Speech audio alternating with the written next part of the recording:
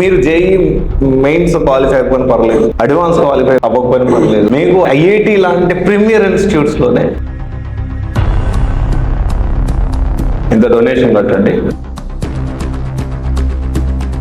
ఈ JEE mains advance clear చేయకుండా forceful గా మేనేజ్మెంట్ కోటాలు అట్లాంటి ప్రీమియర్ ఇన్స్టిట్యూట్లో జాయిన్ చేయడం కరెక్టేనా? ఏ కాలేజెస్లో సీట్స్ ఫిల్ అవ్వట్లేదు వాళ్ళకి పిఆర్ అవసరం. అలా బిట్స్ ఉంది, బిట్స్ ఎగ్జామ్ రాస్తారు. సార్ మనము ఇప్పుడు జేఈ క్రాక్ చేసిన తర్వాత లేకపోతే క్రాక్ చేయకపోయినా అనే దాని గురించి పక్కన పెట్టి ఐఐటి కాలేజెస్ టైర్ 2 టైర్ 3 జనరల్గా ఏంటి అంటే పిఆర్ సిస్టమ్ ఉంది సార్ ఇక్కడ, మీకు తెలుసు అనుకుంటున్నాను నేను ఇది. సో ఏంటి అంటే మీరు జేఈ మెయిన్స్ క్వాలిఫై అవ్వకపోయినా పర్లేదు, అడ్వాన్స్ క్వాలిఫై అవ్వకపోయినా పర్లేదు, మీకు ఐఐటి లాంటి ప్రీమియర్ ఇన్స్టిట్యూట్స్లోనే ఐఐటీస్లో కాదు ప్రీమియర్ ఇన్స్టిట్యూట్స్లోనే మీకు మేము ఇంజనీరింగ్ కాలేజ్ సీట్ ఇప్పిస్తాము, ఇంత డొనేషన్ కట్టండి అని ఇంకోటి మేనేజ్మెంట్ కోటాలో మేము ఇప్పిస్తామని వీళ్ళ దగ్గర డబ్బులు తీసుకుంటాం. ఇన్ఫాక్ట్ ఆబ్వియస్లీ అడ్మిషన్ చేసినాక వాళ్ళు ఎంతమంది పర్సంటేజ్ ఇస్తారు. నా క్వశ్చన్ ఏంటంటే సార్, ఈ పిఆర్ సిస్టమ్ అనేది చాలా మంది స్టూడెంట్స్ తెలియక, మన ఎగ్జాంపుల్ చూస్తుంటే మన బయట అంటే మన ఏపీ తెలంగాణ కాకుండా బయటకు వెళ్ళి ఏదో కాలేజ్ జాయిన్ అయిపోతూ ఉంటాం. డీమ్డ్ యూనివర్సిటీ అంతా బాగానే ఉంటుంది చూడడానికి, ప్రీవియస్ రికార్డ్స్ బాగుంటాయి, ఆన్లైన్లో రెప్యుటేషన్ బాగుంటుంది, జాయిన్ అయిపోతూ ఉంటారు, ప్యూర్లీ మోసపోతూ ఉంటారు. సో దీనికి సంబంధించి నిజంగానే ఈ జేఈ మెయిన్స్ అడ్వాన్స్ క్లియర్ చేయకుండా ఇట్లాంటి కాలేజెస్లో తెలియక అడ్మిషన్ మేనేజ్మెంట్ కోటాలో తీసుకునే వల్ల రియల్లీ వర్త్ ఇట్. ఎందుకంటే if is not capable, example sir, I'm not demeaning every one, but ఏంటి అంటే ఇప్పుడు జేఈ క్రాక్ చేయలేదు అంటే is not capable of that colleges అనుకోవచ్చు. ఫోర్స్ఫుల్గా మేనేజ్మెంట్ కోటాలు అట్లాంటి ప్రీమియర్ ఇన్స్టిట్యూట్లో జాయిన్ చేయడం కరెక్టేనా అనే నా క్వశ్చన్ సార్. ఇప్పుడు మీరు చెప్పినట్టుగా ఏ కాలేజెస్ అయితే అడ్మిషన్స్ త్వరగా ఫిల్ అయిపోతున్నాయో, అంటే అక్కడ సీట్స్ కోసం జనాలు కంప్లీట్ అవుతున్నారు, అప్లై చేస్తున్నారో వాళ్ళకి పిఆర్ అవసరం లేదు. ఏ కాలేజెస్లో సీట్స్ ఫిల్ అవ్వట్లేదు వాళ్ళకి పిఆర్ అవసరం. సో జనరల్గా ఒక పిఆర్ వచ్చి ఇలా కాలేజ్ సీట్స్ ఉన్నాయి నేను జాయిన్ చేస్తాను చెప్తున్న అర్థం ఏంటంటే అక్కడ సీట్స్ ఫిల్ అవ్వట్లేదని. ఫిల్ అవ్వట్లేదు అర్థం ఏంటి, ఆ కాలేజ్లో అంత మెరిట్ లేదని అర్థం. బేసికల్గా ఫండమెంటల్గా ఈ లైన్ బట్టి మనకు అర్థమవుతుంది.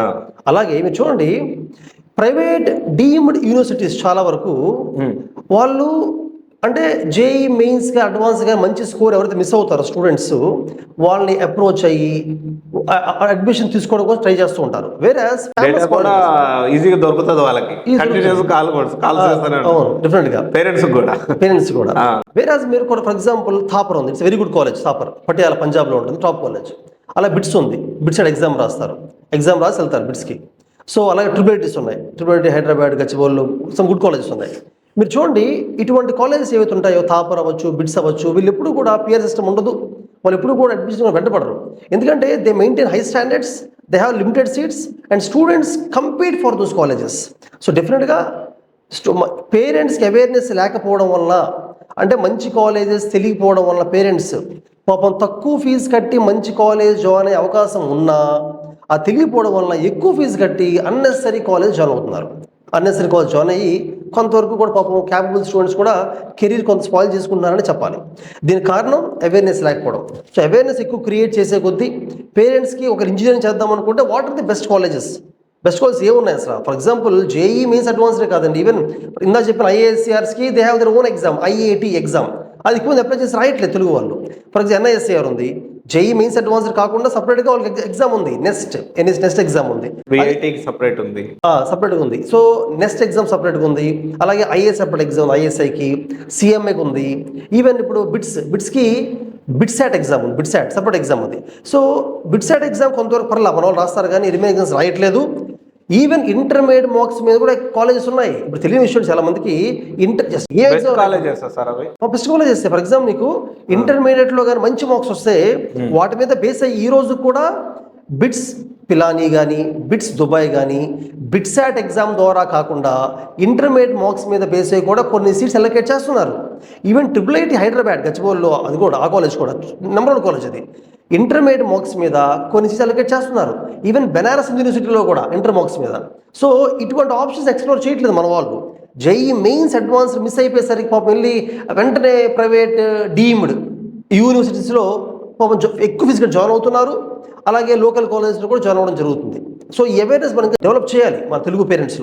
ఓకే సార్, ఇక్కడ ఈ జేఈ కోచింగ్ పేరుతో లేకపోతే ఇంటర్ విత్ జేఈ కానీ ఇంటర్ విత్ నీట్ కానీ అసలు నిజంగా అవసరం అంటారా? ఎందుకంటే 6వ తరగతి నుంచి మా వాడు ఐఐటి, 7వ తరగతి నుంచి నీట్. జనరల్గా ఈ సెటరికల్గా మాట్లాడినప్పటికీ మోస్ట్ ఆఫ్ ది పేరెంట్స్ కూడా స్కూల్స్ చూసుకున్నా కానీ 6వ తరగతి నుంచి ఐఐటి నిజంగా అంత అవసరం అంటారా? ఇక్కడ నా ఒపీనియన్ కొంచెం కూడా ఏంటంటే జనరల్గా ఈ 6th, 7th, 8th చదివే పిల్లలు, ఆ ఏజ్ పిల్లలు they are from different categories. కొంతమంది చాలా జీనియస్లు ఉంటారు, అంటే వాళ్ళకి వాళ్ళ క్లాస్లో ఇచ్చిన టెక్స్ట్ బుక్ ఈజీ ఫినిష్ చేస్తారు విత్ ఇన్ 2-3 months, అంటే పెద్ద ఈజీగా అనిపిస్తుంది వాళ్ళకి. They want something more. అటువంటి వాళ్ళకి డిఫరెంట్గా మనం కొంచెం ఎడిషనల్ ప్రతి మ్యాథ్స్ ఉందండి. నేను 7th క్లాస్ చదువుతున్నాను, నా మ్యాథ్స్ ఈజీ చేయగలుగుతున్నాను, అంటే సిబిఎస్ఈ అయినా లేకపోతే కేంబ్రిడ్జ్ అయినా స్టేట్ సిలబస్ అయినా నాకు ఈజీ అర్థమైపోతుంది, అసలు నేను చదవకుండానే ఈజీగా తీసేయగలుగుతున్నాను. అటున్నప్పుడు మా పేరెంట్స్ ఎలా ఆలోచిస్తారు నా గురించి, ఓకే మా అబ్బాయి ఈజీ చేస్తున్నారు కదా, let us give him some more, ఇంకొంచెం ఛాలెంజింగ్గా మనం అబ్బాయిని ట్రైన్ చేద్దాం అనుకొని మ్యాథ్స్ ఒలింపియాడ్ అని, సైన్స్ ఒలింపియాడ్ అని, లేదా ఐఐటి ఫౌండేషన్. ఐఐటి ఫౌండేషన్ అంటే అగైన్ ఐఐటి ఫౌండేషన్ అనేది కొంచెం మిస్లీడింగ్ వర్డ్ అండి, misleading word. Olympiads maybe right word. Olympiads అంటే అదే క్లాస్లో ఇంకొంచెం హైయర్ లెవెల్ అప్లికేషన్ ఎగ్జామ్స్ రాస్తారు, లేకపోతే national science talent search examination ఉంటుంది, ఎన్టీఎస్ ఎగ్జామ్ ఉంటుంది, ఆ ఎగ్జామ్ కూడా రాయించవచ్చు. ఇలాంటివి స్టాండర్డ్ రాయిస్తే సరిపోతుంది. కానీ ఐఐటి ఫౌండేషన్ ఏం చేస్తున్నారంటే కొంతమంది 6th క్లాస్ పిల్లలకి 8th క్లాస్ సిలబస్ చెప్పడం, 7th క్లాస్ పిల్లలకి 10th క్లాస్ సిలబస్ చెప్పడం, ఇలా చేస్తున్నారు.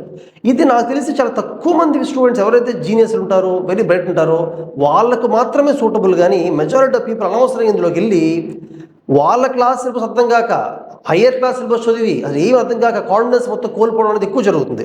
పర్టికులర్ అగైన్ ఏపీ తెలంగాణలో ఇది ఉంది, వేరే స్టేట్స్లో పెద్ద లేదు ఈ ఫౌండేషన్ అనేది. వేరే స్టేట్స్ ఎలా ఉంటాయంటే ఒక స్కూల్లో ఒక 100 మంది పిల్లలు ఉంటే ఒక 5-6 కొంచెం బ్రైట్ స్టూడెంట్స్ వాళ్ళే బయట ఒలింపియాడ్స్ ప్రిపేర్ అవ్వడము, ఎక్స్ట్రా బుక్స్ కొనుక్కొని చదువుకోవడము, వాళ్ళ వరకు చదువుకుంటారు. అంతేగాని 100 మంది కూర్చోబెట్టి క్లాసులో అందరికి ఐఐటి ఫౌండేషన్ అని చెప్పేసి హై లెవెల్ ప్రాబ్లమ్స్ ఇచ్చేసి అది చేయడం వలన స్టూడెంట్స్కి బేసిక్స్ కూడా అర్థం కాకుండా, టెక్స్ట్ బుక్ రీడింగ్ లేకుండా టూ మెనీ ప్రాబ్లమ్స్ వాళ్ళ మీద డంప్ చేయడం వల్ల బట్టి ప్రెషర్ తీసుకొని పాపం వాళ్ళు చాలా సతమతం అవుతున్నారు స్టూడెంట్స్. అంటే ఇక్కడ ఇంకోటి సార్, ఇప్పుడు మన తెలుగు రాష్ట్రాల్లో చూసుకుంటే మీరు అన్నట్లు చాలా హార్ట్ టచింగ్ హృదయ విదారక ఘటనలు చూస్తున్నాం. లైక్ సూసైడ్ చేసుకోవడము, మైనింగ్ దూకి ఇది అవ్వడము, అసలు మార్చడము, ఇవన్నీ జరుగుతూ ఉన్నాయి కదా సార్. అంటే ప్రెజరైజ్ అవుతుందా అనేది పాయింట్ ఇక్కడ. అంటే ఇంటర్ విత్ నీట్ అనేది పిల్లలకి ప్రెజరైజ్ అవుతుందా? అలాంటి అట్మాస్ఫియర్ మనం కల్పిస్తున్నాం మన తెలుగు రాష్ట్రాల్లో ఎక్కువ జరుగుతున్నాయి. చూడండి, ఇప్పుడు మీరు అన్నట్టుగా రీసెంట్ ఇన్సిడెంట్స్ ఏమో జరిగాయో, స్టూడెంట్స్ ఎవరైతే ప్రెషర్ ఫీల్ అయ్యి స్టెప్స్ తీసుకున్నారో ఆ మిస్టేక్ నాకు తెలిసి స్టూడెంట్స్ కన్నా కూడా వాళ్ళ పేరెంట్స్ అండ్ వాళ్ళ కాలేజెస్, కోచింగ్ సెంటర్స్. రీజన్ ఏంటంటే ఇప్పుడు ఒక బాగా చదివే స్టూడెంట్ ఉంటాడు. ఫర్ ఎగ్జాంపుల్ నేను ఉన్నాను అనుకుందాం, నేను ఫిజిక్స్ కెమిస్ట్రీ బాగా ఎంజాయ్ చేస్తున్నాను, బాగా చేయగలుగుతున్నాను, I want more problems, I want SIT for long hours. నాలాంటి వాడికి ఇంకెక్కువ చెప్పడం మంచిది, ఎక్కువ చెప్పడం వల్ల ఇంకెక్కువ చదివితే ఎంజాయ్ చేస్తాను. ఇంకొంత పిల్లలు ఉంటారు వాళ్ళకి ఏంటంటే అంత ఎక్కువసేపు కూర్చోలేకపోతుంటారు వాళ్ళు, అంటే వాళ్ళకి బేసికల్గా అంత ఇంట్రెస్ట్ లేదు చదవడం, అంటే వాళ్ళకి ఏదైతే టెక్స్ట్ బుక్లో వాళ్ళ క్లాసులో ఉన్నాయో అంతవరకే ఎంజాయ్ చేస్తున్నారు, దాటిస్తే చదవలేకపోతున్నారు. అటువంటి వాళ్ళని పేరెంట్స్ అయినా కూడా అర్థం చేసుకోవాలి, ఓకే మా అబ్బాయి ఇంతవరకే, ఎందుకని ఎక్కువ ప్రెజర్ పెట్టినా ఈ కెనాట్ టేక్ ఇట్. అంటే కానీ అలా లేరు కదా సార్ పేరెంట్స్. మానసికంగా కూడా అరే వాడు తెచ్చుకున్నాడు నువ్వు తెచ్చుకోలేకపోతున్నావు, రాంగ్ కంపారిజన్. పక్కన వాళ్ళు తెచ్చుకున్నారు మీరు తెచ్చుకోలేకపోతున్నారు, నేను ఇంత డబ్బులు కడుతున్నా, నేను ఇంత డబ్బులు common dialogue middle class family నుంచి. గెలుపు గుర్రం మీద పెడతాను గెలవాల గుర్రం, అలా మనుషులు కూడా నేను కష్టపెడతాను కాబట్టి నాది ఇది నా ఇన్వెస్ట్మెంట్, నువ్వు అవుట్పుట్ ఇవ్వాలి, అవుట్పుట్ ల్యాండ్ డబ్బులు అలాగా ఆ టైపు. నిజంగా సార్, అవును. నీకు 2 లక్షలు కష్టపెడుతున్నా, నీకు సంవత్సరానికి ఎంత కష్టపడుతున్నా, వాళ్ళేమో అన్ని మార్క్స్ తెచ్చుకుంటున్నారు, నువ్వేంద్రా నువ్వు ఇట్లా ఉన్నావు. అవును, కరెక్ట్. అంటే they will talk about money, middle class అంటే it is all about money కదా మనీ. అవును, అంటే వాళ్ళ మైండ్ సెట్ ఎలా ఉంటుంది, పిల్లలతో ఫ్రెండ్లీగా ఇంటరాక్ట్ అవుతూ, వాళ్ళ పిల్లలతో ఇంటరాక్ట్ అవుతూ, వాళ్ళు అర్థం చేసుకుంటూ, పేరెంట్స్ వాళ్ళ టీచర్స్తో మాట్లాడుతూ, టీచర్స్ పేరెంట్స్ కలిసి ఆ స్టూడెంట్ గురించి మాట్లాడుకుంటూ, మీ అబ్బాయి ఎంతవరకు లాగగలడు, ఎంత చదవగలడు, ఎందుకని ఎక్కువ ఇస్తే ఇంక ప్రెషర్ ఫీల్ అవుతాడు అని ఒక డైలాగ్, ఒక డిస్కషన్ ఉన్నట్లు. ఎందుకంటే ఇద్దరు మిస్టేక్ ఇక్కడ, పేరెంటే కాదు, కోచింగ్ సెంటర్ ఫ్యాకల్టీ కూడా మీ అబ్బాయి ఇంకా కష్టపడాలండి, ఇంకా బాగా. ఆల్రెడీ స్టడీ అవర్స్ పేరుతో పొద్దున్న 4 మొదలు పెడతారు సార్. కొన్ని కాలేజెస్ జైలులాగా ఉంటాయి, పొద్దున్నే 4 మొదలు లేపుతారు, వార్డెన్ టాప్ అని కొట్టి లేపుతా ఉంటారు. మానసికంగా కూడా వాళ్ళు చాలా ప్రెజరైజ్ ఫీల్ అవుతున్నారు కదా. అంటే మీరు అన్నట్లు ఇప్పుడు బాగా చదవట్లేదు అంటే వీళ్ళు ఏం చేస్తారు, బాగా చదవట్లేదని ఇంకా ప్రెజర్ పెడతారు కదా మళ్ళీ అగైన్ పిల్లవాడి మీద. అంటే అది ఇప్పుడు ఎడ్యుకేషన్ కదండి. ఫర్ ఎగ్జాంపుల్ జాబ్ ఉంది, ఉంది. కొంతమంది ఎంప్లాయీస్ ఏంటంటే ఆఫీస్లో బాగా కష్టపడతారు, అంటే వాళ్ళు ఎంజాయ్ చేస్తారు, గ్రో అనుకుంటారు. వాళ్ళ ప్రెషర్ కాదు అది. కానీ అంతే వరకు మీరు వేరే ఎంప్లాయీ ఉన్నాడు, అంత ఎక్కువ చేసే ఇష్టం లేదు అతనికి, అతను బట్టిన పెట్టారనుకోండి అతను బ్రేక్ అవుతాడు. ఎడ్యుకేషన్ కూడా అంతే. సో స్టూడెంట్స్ వాళ్ళగా ఎంతవరకు వర్క్ చేయగలరో ఒక లిమిట్ అనేది ఐడెంటిఫై చేసుకోవాలి. స్టూడెంట్స్ చేయలేకపోయినా పేరెంట్స్ అయినా టీచర్స్ అర్థం చేసుకోగలగాలి. దాన్ని మించి ఎక్కువ పుష్ చేయడం అనేది కరెక్ట్ కాదు. స్టూడెంట్స్ని పుష్ చేస్తే ఇంకోటి మీరు అన్న అటువంటి ఇన్సిడెంట్స్ ఏవైతే ఉన్నాయో దానికి కారణం ఓన్లీ అకాడమిక్ ప్రెషర్ మాత్రమే అయి ఉండకపోవచ్చు. కొన్నిసార్లు ఏమంటుందంటే ఫైనాన్షియల్ ప్రెషర్ అవ్వచ్చు, పేరెంట్స్ దగ్గర నుంచి వేరే ప్రెషర్ అవ్వచ్చు, లేదా టీనేజ్లో గర్ల్ ఫ్రెండ్ బాయ్ ఫ్రెండ్ సంబంధించిన ప్రెషర్స్ అవ్వచ్చు. అంటే మల్టిపుల్ థింగ్స్ వల్ల కూడా కొంతమంది they may commit such kind of things. So దాన్ని మొత్తం మనం అకాడమిక్ ప్రెషర్ మీదే బ్లేమ్ చేయడం కరెక్ట్ కాదేమో మేబీ.